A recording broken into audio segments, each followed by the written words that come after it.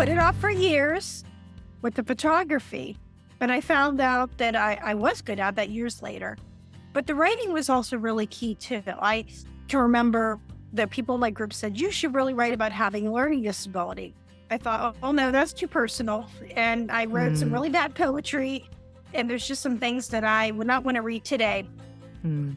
But what I found was that writing about my disability is what helped me to be able to accept it. And it was Okay. one of the most healing things that I ever did.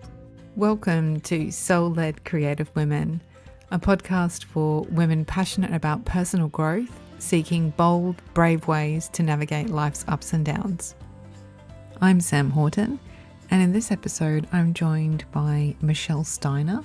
We talk about how creativity has been a huge part of Michelle's journey to heal and thrive despite having an invisible disability. Enjoy. So today I have Michelle Steiner with me. Michelle lives with an invisible disability. She has many articles published in many publications and has her photographs featured in Word Gathering, Independent, and Work Ready. She works as a para-educator in a school with students with disabilities. She lives in Pennsylvania with her husband and 2 cats. So welcome, Michelle. Hello. So today we're going to be talking all about creatively embracing life with a disability. So to kick off, if you don't mind, are you able to share with us a bit about your own disability? Sure, I'd be happy to. I have a learning disability, and my disability is in math. I have dyscalculia. I have limited hand dexterity in both of my hands, and I also have visual perception issues, and that affects my reaction time, and I'm not able to drive because of that. Okay. And so how has that impacted your life then? Is that something that you've learnt to embrace? Has it shaped the choices that you've made in your life? Tell us a bit about your journey. Yes, it has definitely shaped a lot of choices that I've made in my life. I can remember, it was right from the beginning that I had to do a whole lot of things, differently. They found out I had one in kindergarten and I had to have specialty instruction and accommodations event. And a lot of people didn't think that I could do certain things. I Mm, had people that thought, well, you can't go to college or you can't have the job that you want with your disability. And it wasn't that I couldn't do them, it was just I needed to find a different way to be able to do that and to be very, careful with that.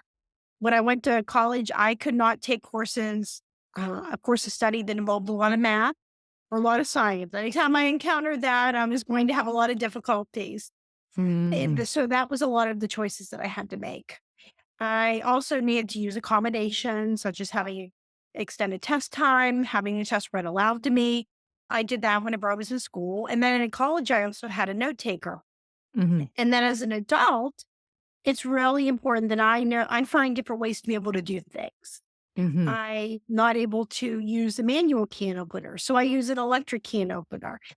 My handwriting is not that great, so I type things if I want people to know Okay. what I have to say. Mhm, Yeah, and also just some of the other choices that it's had me make in my life. mhm. I'm not able because I can't drive, I need to live in a central location and so I can go places. And that has shaped a lot of the things that I do. Mm, If I've learned that I can take some pictures while I'm on my walks. mhm, And I think if I was in a car, there were so many things that I could miss. And I'd literally get to stop and smell the roses. mhm. And and I'm also been blessed with a really strong support system too. And that has really changed a lot of my life because my husband takes me to work, my coworker takes me home at the end of the day. And we're able to make things work out. And we're really lucky in that way. That's great. So do you think then flipping it around, so obviously you're looking at all the positives and all the silver Hmm. lining, that's so important, isn't it? Flipping it around then, if you've got struggles with, say, math and science, then do you feel like maybe, words and language, you've really embraced that a lot more and you've like a different approach to those sorts of things instead because, you've got a higher concentration of appreciation for what you can focus on, right? Tell us a bit about your journey with Right. that. Exactly. They found one of the things that they found out that I was really good at from a young age was reading. So Okay. I was placed in a lot more regular ed classes with reading. Even signed the social studies because I could read really well. And my dad would read me stories every night when I was little. And I learned to fall in love with books and reading. And I can remember I wrote a story about a dinosaur when I was in second or third grade. My dad found it and he said, "This is really good." And that just encouraged me to write more stories. Hmm. And I thought, well, there's something I'm good at because for a long time, I didn't think I was good at anything. I Hmm. thought school was always going to be a struggle. So was life. But when I had that spark of encouragement, that just Hmm. encouraged me to write other things and to read. And it's almost like because I'm not that great with numbers and that other area in my brain, that the creative side just comes in Hmm. and it compensates for what I can't do in math. Yeah. So do you feel like, creativity has really supported you then, in Yeah, life with a disability? Yeah. definitely, because that became my world whenever I was being bullied as a young child. Hmm. And I can remember the bullying got worse when I was in high school. And I found a group right outside of our school district that was an arts group. And I wrote for their newsletter. I also volunteered for them. And I finally found acceptance with that. I found other peers that had the same, some of them did have learning disabilities, some of them didn't. But I had that acceptance and I could shed a lot of the reputation. Hmm. After I stopped hanging out with that group, I found an adult writing group. This Okay. group got to see me, yeah, they got to see me grow as a writer and a person. 20 some years later, we still meet once a month to talk about our writing Mm. and we're in each other's lives. And I can just remember there was so much encouragement. I Mm. had an older woman in the group that saw pictures that I took at prom, and one was of a tree at the venue. And other people in my group, not in my group, but whenever I was in school, were saying, "Oh, why did you take a picture of a tree?" And this older woman said, "Ah, this shows perspective." I Mm.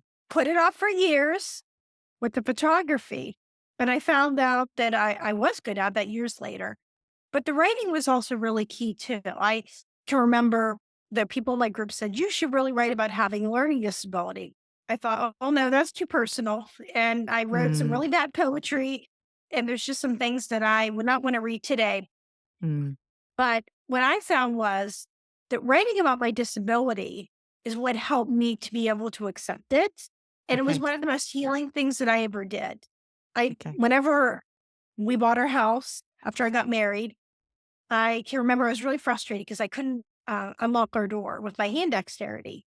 And there was a call in the mighty right about a seemingly easy task for that's really easy for other people, but it's really hard with your disability. And I finally just got that courage and I wrote that article and it got published and I had a really good response. What that did is that encouraged me to write more articles for them Mm. and more articles for other places and to start my own blog. And Mm. it helps me to be able to help other people as Mm. well. Beautiful. So, what I'm getting a lot is, your creative journey has actually really helped you to connect with other people, right? So, whether Mhm. it's just connection for yourself in the beginning and now connection to support others. So, that's very powerful, isn't it?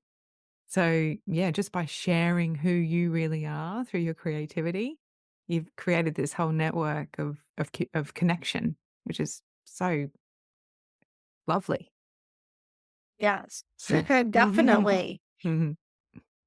So, do you feel like with these disabilities then that you are able to see things that other people can't? Do you see the world differently through a different lens? I do think that I can see things maybe other people will miss because I Mm. will have people that'll tell me, "You bring out the details in a flower that I would miss otherwise." And I can take a picture of a flower and I can bring those details out. And then sometimes it's just having the eye, but other times I think it's just uh, being able to be noticed, and being mindful. And that really helps me a lot too. And sometimes I also put a lot of nature analogies that I think with having a disability, and I'll put them in a blog article. Mhm. And that's something I'm able to do. And I think sometimes just having the disability, yeah, I do think that there is a part that does get me to see Mm. details and to think about things in a different way. Mm. I'm definitely not somebody that kind of goes and just fits into a certain box or a certain Mhm. category. I get that perspective sometimes from just sitting on the outside and learning to hone in and to look at other people and just think, well, why is life like that? Or what Mhm. is that part of that disability? And how can I explain that?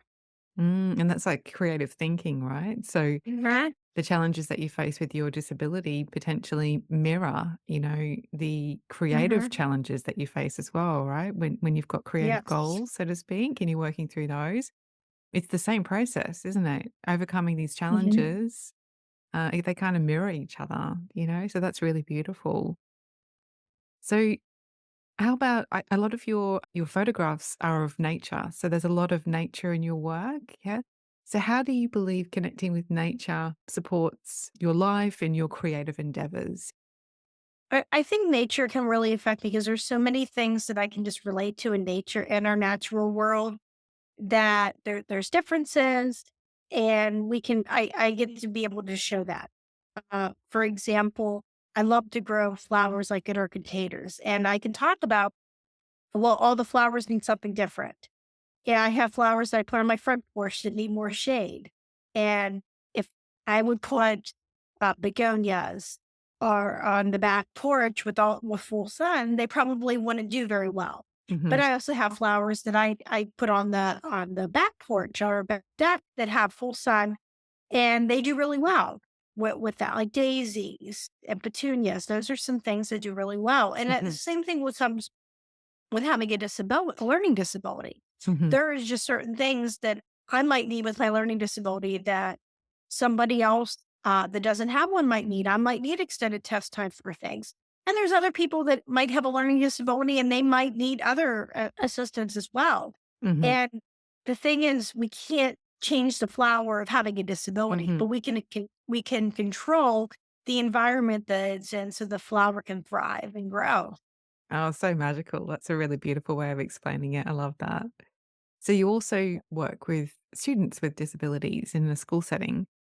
So how does creativity feature in the work that you do with those students?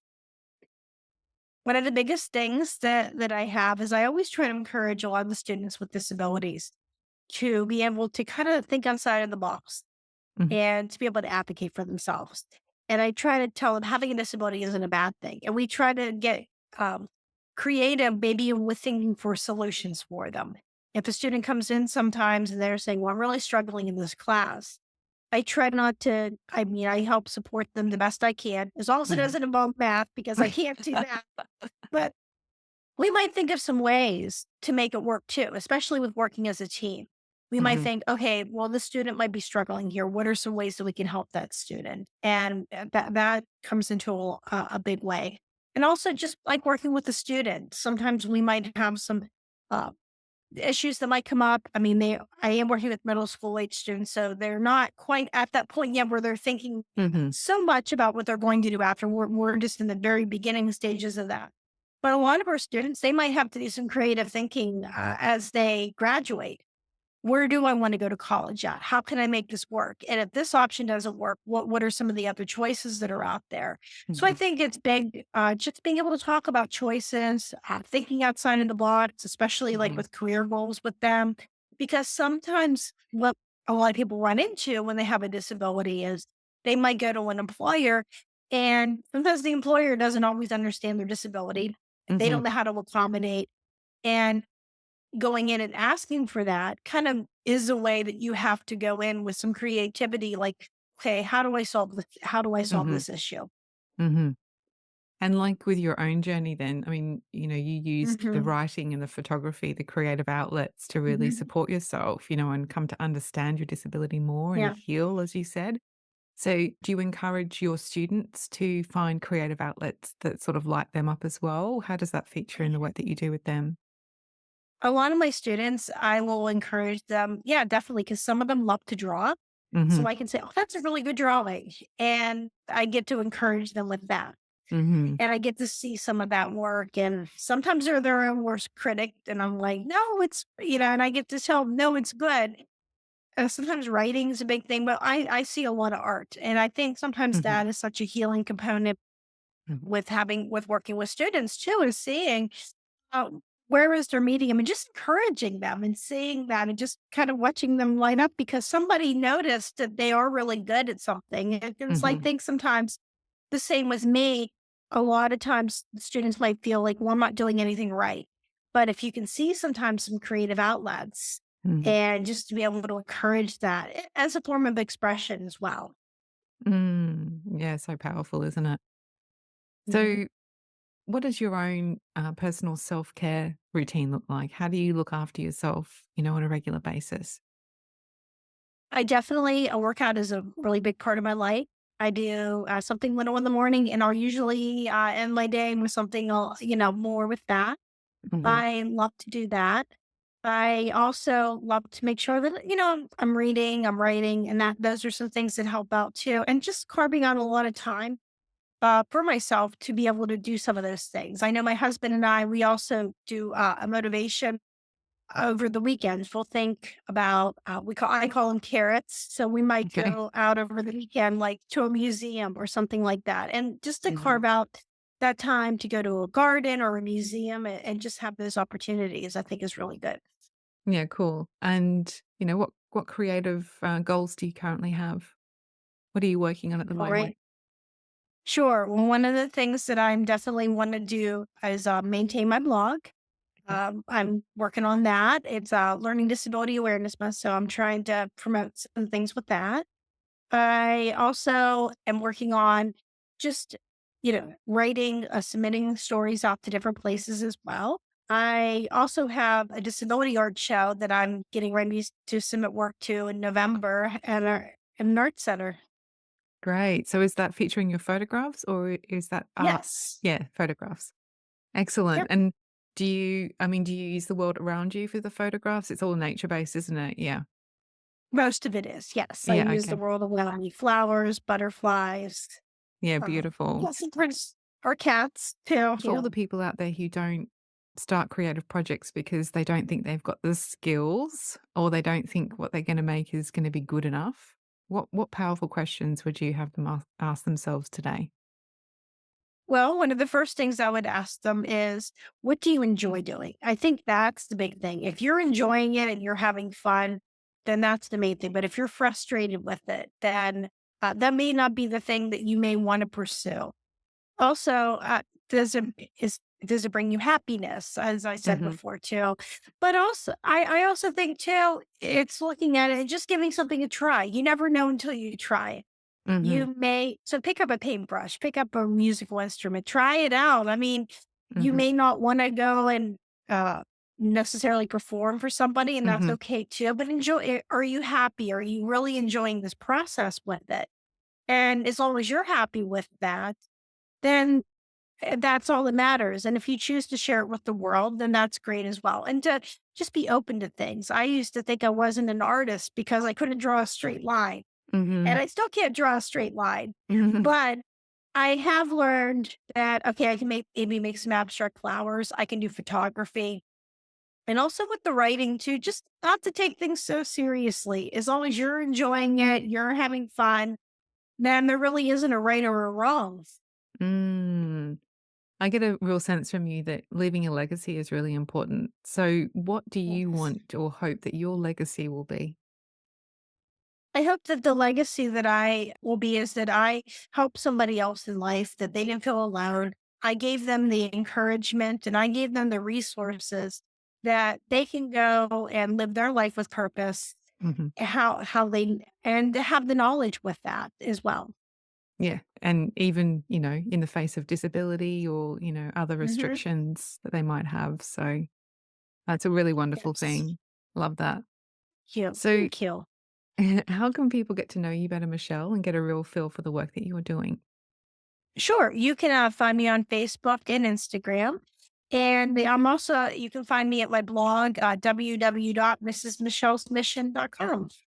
Excellent. We'll include those links in the show notes. Yes. Thank you so much for your energy and your time today, Michelle. I loved chatting with you. Thank you. Oh, you're so welcome. Thank you for having me on the show. Start reconnecting with your inner creative magic with a powerful 10-minute meditation. This meditation is designed to help you reconnect to yourself, your creativity, and spark your inner wisdom by guiding you to discover your own unique and personal sacred creative space as you tune into your intuition. Please head to samhorton.co/gift.